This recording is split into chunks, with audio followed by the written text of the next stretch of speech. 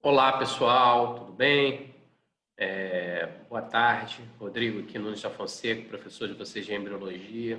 Então, essa aula hoje é a aula de gametogênese masculina e feminina, tá? Que a gente vai estar conversando aqui hoje. Mas antes de iniciar essa aula, eu gostaria de lembrar vocês aí que na aula anterior nós estudamos aí os Carnegie Stages of Development, né? Os estágios aí de desenvolvimento conforme Carnegie, né? Só relembrando para vocês que o embrião ele é bem pequeno, né, com bem menos, né, com algumas dezenas de micrômetros aqui no primeiro dia, e ele vai aumentando, então, aqui de tamanho ao longo do tempo. Só relembrando que naquelas primeiras semanas, 2, 3 primeiras semanas, até o 21º, né, até o 28º dia, né, a gente tem, até a quarta semana, você tem grandes modificações morfológicas no desenvolvimento dos animais, tá? Nesse caso aqui no desenvolvimento humano, principalmente nesse primeiro mês, é onde acontecem aí os grandes eventos morfológicos. Então, esses são estágios de desenvolvimento, Carnegie, mas a gente pode dividir a embriogênese propriamente dito, né?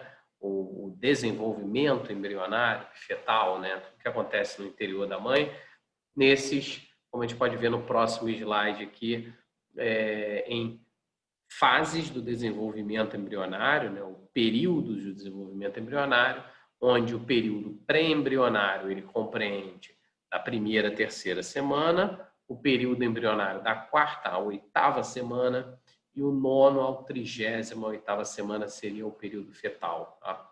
Existem variações entre os diferentes livros, tá?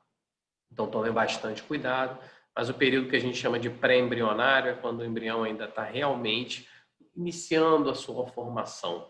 A gente conversou um pouco na outra aula e a gente viu que existem vários nomes e termos para os embriões, como logo após a fecundação do zigoto, depois das divisões celulares e a distinção entre as diferentes populações celulares formam esse blastocisto.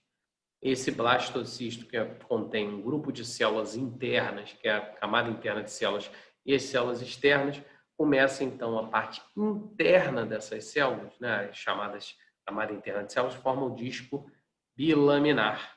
Então aí você vai ter o epiblasto e o hipoblasto no disco bilaminar, e por aí por diante você tem o processo de gastrulação e logo depois quando o processo de gastrulação vai se encerrando, você vai tendo um embrião propriamente dito, com a forma de um embrião.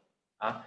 Então, até a oitava semana, você chama essa estrutura de embrião e logo depois de feto, depois da oitava semana. Okay?